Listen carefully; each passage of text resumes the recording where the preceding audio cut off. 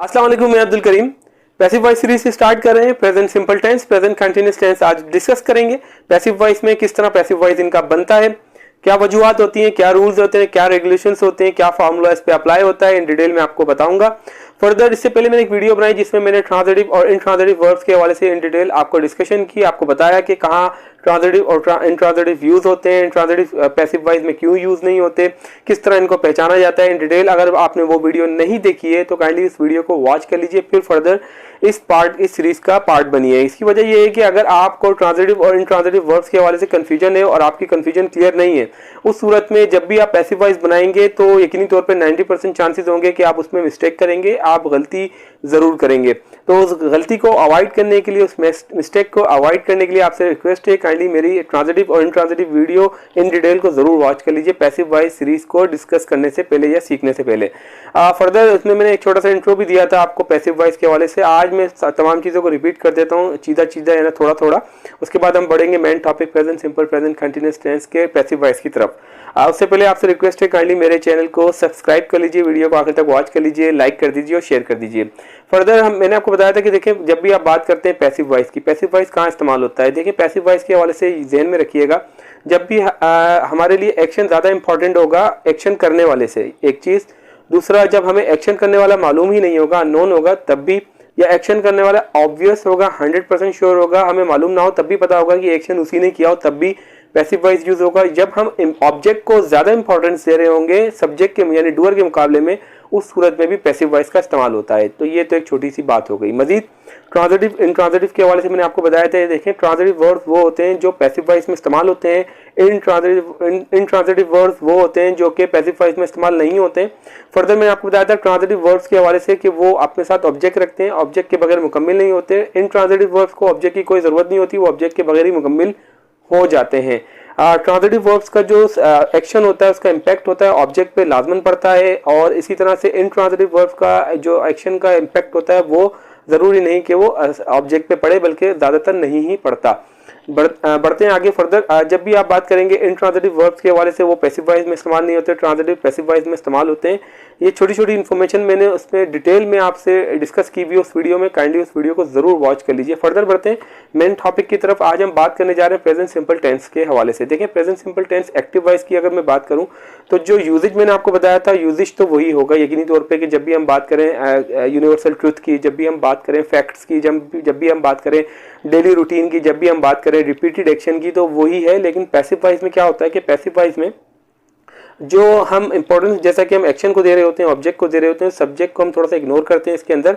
तो अगर हम स्ट्रक्चर को फॉलो कर लें तो स्ट्रक्चर, अगर आप सब्जेक्ट इसकी बात करें प्रेजेंट सिंपल टेंस की, सब्जेक्ट होता है, वर्ब के साथ समटाइम एस लगता है, एस लगता है, प्लस ऑब्जेक्ट होता है। सिंपली प्रेजेंट सिंपल टेंस का स्ट्रक्चर एक्टिव वॉइस का ये होता है। पैसिव वॉइस में क्या करते हैं, हम ऑब्जेक्ट को पहले ले आते हैं, ऑब्जेक्ट को पहले लाते हैं, उसके बाद हम इज, आर, एम, फिर वर्ब की थर्ड फॉर्म जिसे पास्ट पार्टिसिपल भी कहा जाता है, इसके साथ बाय, और फिर आखिर में सब्जेक्ट लगा देते हैं। अक्सर आप देखेंगे कि फाइंड करेंगे जब भी आप देखेंगे कि पैसिव का कोई स्ट्रक्चर लिखा होगा तो उसमें हो सकता है कि स्टार्ट में सब्जेक्ट लिखा हुआ हो, तो आपने कंफ्यूज बिल्कुल नहीं होना। ऑब्जेक्ट लिखा हो, सब्जेक्ट लिखा हो, एक बात ध्यान में रखिएगा कि चाहे ऑब्जेक्ट हो चाहे सब्जेक्ट हो, स्टार्ट में पैसिव वॉइस का, तो वो रिसीवर ही होता है। रिसीवर इन द सेंस कि वो जो एक्शन को रिसीव ही कर रहा होता है, इम्पैक्ट उसके ऊपर ही पड़ रहा होता है। तो आपने बिल्कुल कंफ्यूज्ड नहीं होना इस सूरत में। अच्छा, मैंने हमेशा आपको एक्टिव वॉइस पढ़ाते हुए कहा था कि सब्जेक्ट डूअर होता है, यानी काम करने वाला ऑब्जेक्ट जिस पे काम किया जा रहा है, दोनों के दरमियान जो काम हो, हालत हो, स्टेट हो, वो वर्ब कहलाती है। ये एक्टिव वॉइस सीरीज के लिए ही था। एक्टिव वॉइस सीरीज के मतलब अगर मॉडल वर्ब्स की बात कर लें, मजीद जो भी आगे आएंगे वो एक्टिव के अंदर, वहां पर यही फार्मूला अप्लाई होगा कि सब्जेक्ट ऑब्जेक्ट और वर्ब दोनों के दरमियान जो भी काम हो रहा है, एक्शन, वो बताता है। लेकिन अगर अलग से देखा जाए तो सब्जेक्ट की अपनी एक डेफिनेशन है, ऑब्जेक्ट की अपनी एक डेफिनेशन है, और वर्ब की अपनी एक डेफिनेशन है। ठीक है, तो वो एक्टिव वॉइस के लिए था, उसको महदूद रखिएगा। आपके समझाने के लिए, आपको आसानी करने के लिए मैंने ये कॉन्सेप्ट दिया था।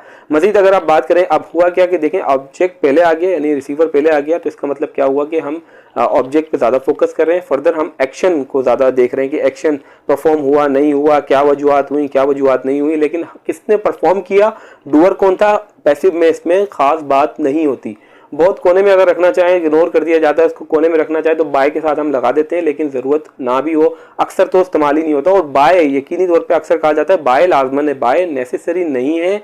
बाय को इग्नोर किया जा सकता है, बगैर बाय के भी पैसिव वॉइस बन जाता है, ठीक है। फॉर एग्जांपल अगर एक प्रेजेंट सिंपल का कोई एक्टिव वॉइस का स्ट्रक्चर लिखा हुआ है, जैसे मिसाल के तौर पे आई प्ले क्रिकेट, तो अब यकीनी तौर पे जब आप इसको पैसिव में कन्वर्ट करेंगे तो क्रिकेट इज प्लेड बाय मी, तो ये तो समझ में आ रहा है कि भाई, लेकिन हो सकता है कि आपको कोई स्ट्रक्चर लिखा हुआ ना, आपको उससे इस्तेमाल कर रहे हो, ठीक है ना। हो सकता है कि सब्जेक्ट अननोन हो, आपको पता ही ना हो। मिसाल के तौर पे आप घर में गए, आपसे ग्लास टूट गया, ग्लास तोड़ने के बाद आप घर से बाहर आगे पीछे हो गए, वालदा आपकी घर में आई, उन्होंने देखा कि ग्लास टूटा हुआ है, तो यकीनी तौर पर तो उनको तो पता ही नहीं है, तो सूरत में पैसिव वॉइस इस तरह इस्तेमाल करेंगी, द ग्लास इज ब्रोकन, ठीक है, तो ग्लास टूटा हुआ है सिंपली। तो इसमें कंफ्यूज नहीं होना है आपने, ठीक है। अच्छा, इस आर एम के हवाले से मैंने हमेशा आपको बताया, प्रेजेंट कंटिन्यूस के हवाले से भी मैंने बताया था किस तरीके से कौन से जो है वो इसमें नाउन और प्रोनाउन वगैरह इस्तेमाल होते हैं, वो मैं आपको गाइड कर देता हूँ। देखें, जब भी बात करेंगे सिंगुलर नेम, सिंगुलर थिंग और या फिर ही शी इट की बात करेंगे, जब भी हम बात करेंगे सिंगुलर नाउन की, तो हम उसके साथ इज को इस्तेमाल करेंगे, ठीक है। हेल्पिंग वर्ब इज लगेगा। इसके अलावा अगर आई के साथ हमेशा हेल्पिंग वर्ब एम लगेगा। इसके अलावा you we they plural nouns के साथ हमेशा क्या लगेगा, आर लगेगा। ये ध्यान में रखिएगा, इस कॉन्सेप्ट है। वर्ब की थर्ड फॉर्म लगती है, उसके साथ बाय लग जाता है, सब्जेक्ट आखिर में आ जाता है। फिर दोबारा रिपीट कर रहा हूँ, भले पैसिव वॉइस के स्ट्रक्चर में स्टार्ट में सब्जेक्ट लिखा हो या ऑब्जेक्ट लिखा हो, क्योंकि पैसिव वॉइस का सब्जेक्ट ही होता है जिसे हम ऑब्जेक्ट कहते हैं, दोनों सूरत में वो रिसीविंग एंड पे होता है, इम्पैक्ट उसी के ऊपर पड़ रहा होता है। बाय के बाद चाहे ऑब्जेक्ट लिखा हो या सब्जेक्ट लिखा हो, लास्ट में वो डिपेंड, डूअर वही होता है, काम करने वाला वही होता है, उस पर कोई रिसीवर नहीं होता, वो इम्पैक्ट नहीं होता, इस ध्यान में रखिएगा। बढ़ते हैं प्रेजेंट कंटिन्यूस के हवाले से। प्रेजेंट कंटिन्यूस की वही चीज़ें रहेंगी जिस तरह हमने डिस्कस की थी, कि जैसे हाल के तौर पे कोई काम, अगर यूजेज की बात करी जाए, मैं आपसे बात कर रहा हूँ, I am talking to you, मैं आपको देख रहा हूँ, I am looking at you, ठीक है, मैं आपको पढ़ा रहा हूँ, आई एम टीचिंग यू, यही वही चीज़ कंटिन्यूस वे में चल रही है, या कोई ट्रेंड्स चल रहे हो, यानी people are buying mobiles nowadays, लोग आजकल मोबाइल खरीद रहे हैं। या फिर अगर आप बात करें कि अब मैंने कहा था डेफिनेट एक्शन अगर हो इन फ्यूचर के लिए, तो सूरत में भी प्रेजेंट कंटिन्यूस का इस्तेमाल होता है। मिसाल के तौर पे अगर मैं कहूँ कि I am coming to you by tomorrow, ठीक है ना, तो इसमें भी देखें प्रेजेंट कंटिन्यूस ही इस्तेमाल हो रहा है, तो सेम यूजेज वही रहेगा, एक्टिव वॉइस का यूजेज वही रहेगा, सिर्फ फार्मूला चेंज होगा, उसका मकसद चेंज होगा, और उसका जो मेन इंपॉर्टेंस हम दे रहे थे वो आप एक्शन को देने लग जाएंगे डूअर की जगह, यानी काम करने के अलावा, करने वाले के अलावा हम ऑब्जेक्ट या बिल्ड सब एक्शन के ऊपर हम ज़्यादा फोकस करने लग जाएंगे सिंपली। फॉर एग्जाम्पल अगर मैं कहूँ कि आई एम टीचिंग यू, तो आप सिंपली मैं आपको कह सकता हूँ कि मैं आप पे काम कर रहा हूँ, तो ऑब्जेक्ट पहले आ गया, तो क्या हो जाएगा, यू आर बीइंग टॉट, ठीक है ना। इसका स्ट्रक्चर किस तरह से होता है, इसके अंदर आप क्या, जो ऑब्जेक्ट होता है पहले आ जाता है, चाहे वो सब्जेक्ट लिखा हो चाहे ऑब्जेक्ट लिखा हो, वो रिसीविंग एंड पे होगा, इम्पैक्ट उसी पे होगा, इस पर कंफ्यूज आपने नहीं होना है, ठीक है। अच्छा, मिसाल के तौर पे ऑब्जेक्ट पहले आ गया, उसके बाद आपने इज आर एम जो मैंने आपको पहले ही बताया, उसके बाद आपने क्या करना है, बीइंग का इजाफा करना है, BEING बीइंग। उसके बाद वर्ब की थर्ड फॉर्म मैंने आपको पहले ही बताया था कि पास्ट पार्टिसिपल यहाँ लगता है, उसके साथ बाय, और उसके बाद आखिर में सब्जेक्ट होता है, जो स्टार्ट में होता है वो लास्ट में चले जाता है, ठीक है ना, डूअर। अब वही बात आ गई कि ज़रूरत नहीं है कि अगर आप कहें कि इसमें बाय के साथ सब्जेक्ट को इस्तेमाल ज़रूरी करना है। फॉर एग्जांपल कुछ भी नहीं लिखा हुआ, आप एक सी सिंपल सी बात करें, हम bike is being repaired, the bike is being repaired, ठीक है ना, किस कौन बना रहा है, क्या फ़र्क पड़ता है, इन बातों से कोई कंसर्न नहीं होता।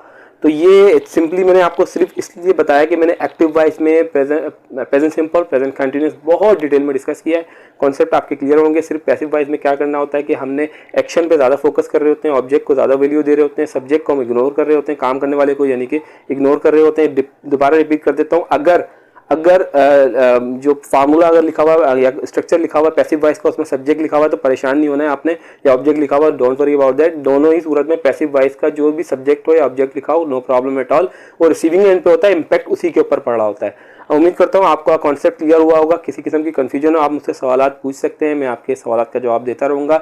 मजीद हम आगे प्रेजेंट परफेक्ट का पढ़ेंगे, पैसिव वॉइस, ठीक है, उसके बाद फिर मजीद तमाम पैसिव वॉइस कंप्लीट करने के बाद हम मॉडल वर्ड्स की तरफ जाएंगे। बहुत शुक्रिया, अपना ख्याल रखिएगा, अल्लाह हाफिज़।